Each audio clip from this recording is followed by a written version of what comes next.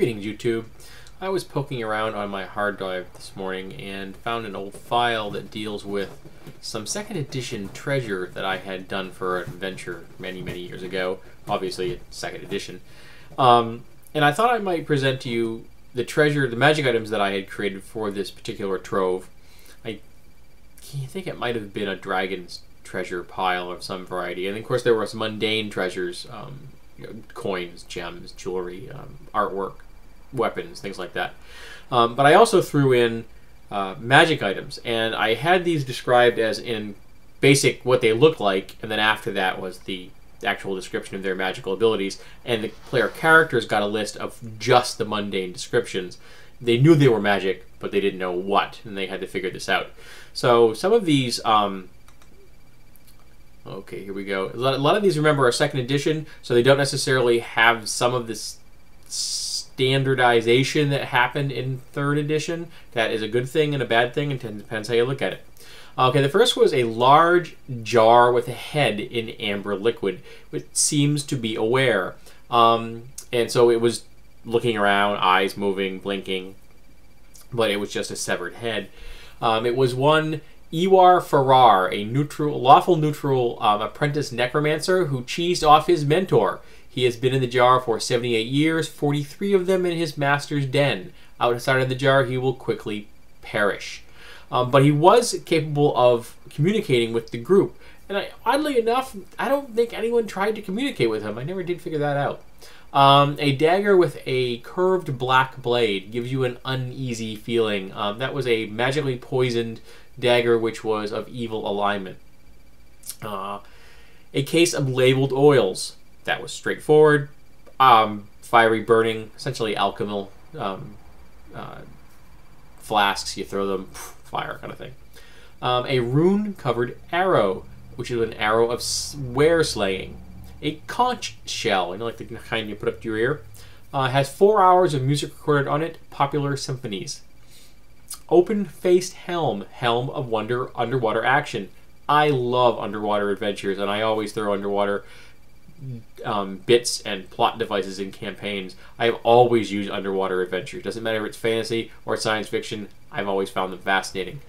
A medallion with 17 moonstones, and so it was a disc, and it had 17 moonstones set around the outside. It was a magic compass, always knowing north, and can tag an object for tracking. So if you use this and you use it to mark an object, you could then track the object anywhere on the material plane, but it would tell you what direction it was, though not the distance. 16 matching arrows. They were plus 2 to hit, explode for 3d6 fire damage.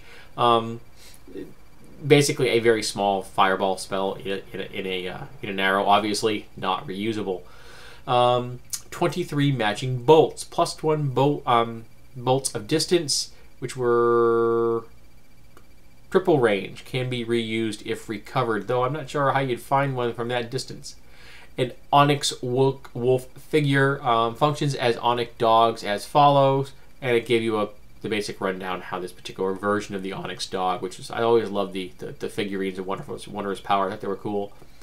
A silver ring with a garnet, ring of improvision, which would probably be ring of low light vision now in 3rd edition or Pathfinder. Blade, 24 inches long, 3 inches wide, 1/4 inch thick, straight with a D-style guard and beautiful wood grips. This blade will cut wood and plants without effort, leaves the plant unharmed, will not cut any other substance. I can't remember what they used this for, but they had some use for it eventually. 27 sheets of vellum in leather scroll tube.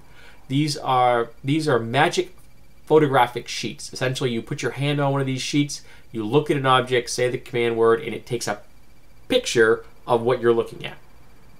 Only usable once. A lidded medallion on a chain. A pocket clock. Tells time, hours, minutes, and seconds. Date. Has chime hourly every 10 minutes or every minute. And it has hologram of a dancing girl doing the 7 veils strip. Kind of a gentleman's kind of pocket watch kind of thing. Novelty item. A gold nightingale, life-sized little bird. Automaton functions like real bird, has switch, and will come when called. played music. A phoenix feather quill has endless supply of mundane ink. I think there actually is an item like that in 3rd edition somewhere. An ivory cube, 1 inch on a square. It's 1 inch on the side. It was an ice cube. Will cool up to a gallon of liquid down to any temperature short of freezing in 1 minute. Can be used for 1 hour per day. Want to chill your wine? Here you go. A 8-inch pot with attached lid. Little chain holding the lid on. Will self-heat up to 1,000 degrees. Must rest for equal time period per use. Maximum use of 24 hours at any one time. So if you use it for an hour, it's got to rest for an hour, and you can use it for another hour, but you can not use it for more than 24 hours in a row in any 24-hour period. So you could use it all the time if you want, or you have to break up the time. Just a somewhat mundane item for cooking or smelting lead, things like that. I wouldn't want to do both, one after the other. Cooking after smelting lead might be dangerous.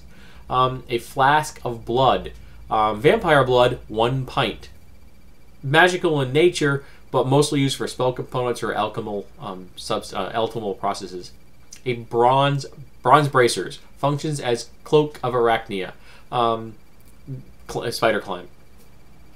Glass sphere, 15 inches in diameter, with small blue demon inside. Appears unhappy and aware of its surroundings. Entrapped minor demon. Sphere has glass steel cast on it. Opening the sphere will release the demon. Demon name is Takupla and is lawful evil. Again, cannot communicate directly, though it could pantomime, tap, things like that. Invisible ring. Gold ring, which is invisible. That would be an item that was failed when it was being made. A bunch of potions, some scrolls, a gold-handled folding straight rager.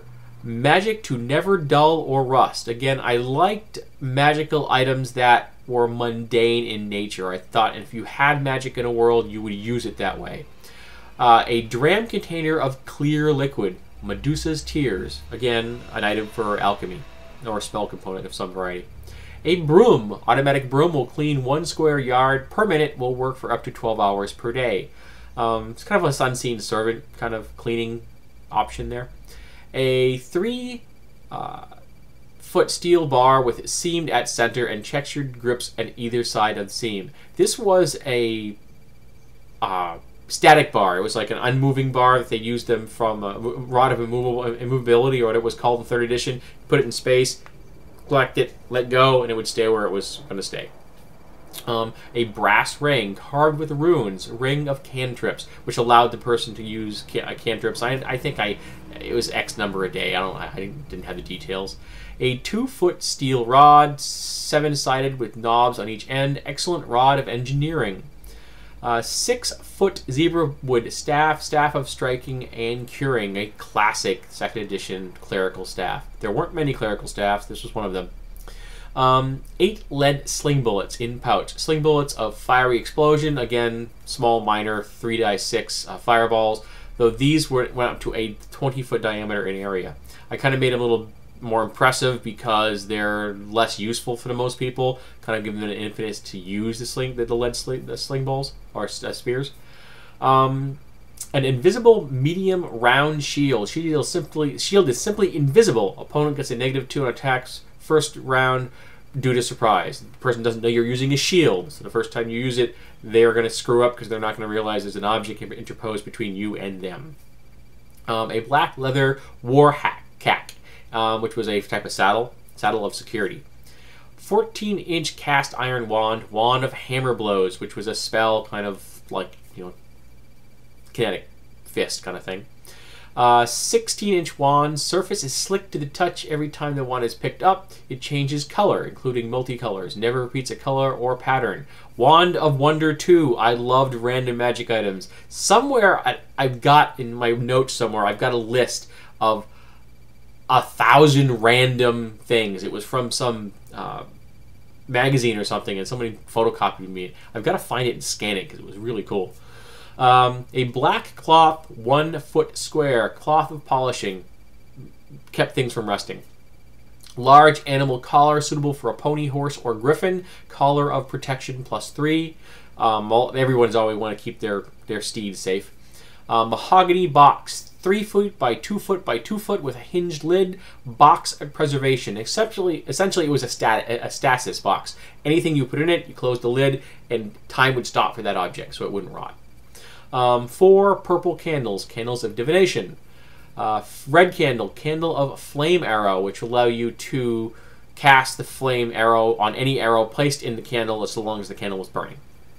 Large iron barrel, the apparatus of Qualsh, which was an awesome mechanical lobster vehicle. I always loved that. Gray wool blanket, 6 foot square, which is a blanket of comfort, essentially an endure element spell usable for up to 2 medium-sized characters who lay under it.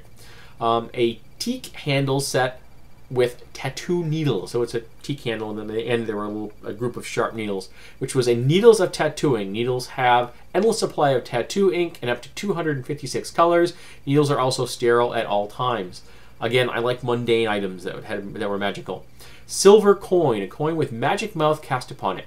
Now this is a pure MacGuffin. This was just to make the people think it was magic, and they couldn't figure out what it was. At least they didn't initially. And the magic mouth would not be tripped until it was set to release when in the presence of a green elephant carrying 9 red pygmies. So obviously it was never intended to be set off because, well, you couldn't set it off. There's no way to do it. So it was a magic coin that would just radiate magic, and you could sell it to rubes because you had sold them a magic coin. So this has been some of the magic items I used in one particular campaign, and how I presented them to the party, and then their actual abilities that I think they eventually figured out how they all worked. I'm not sure they were didn't have access to what these things were eventually. But what are some of the magic items that you've used in D&D, any edition, that you think are cool, particularly if they fall into the category of magical versions of mundane items?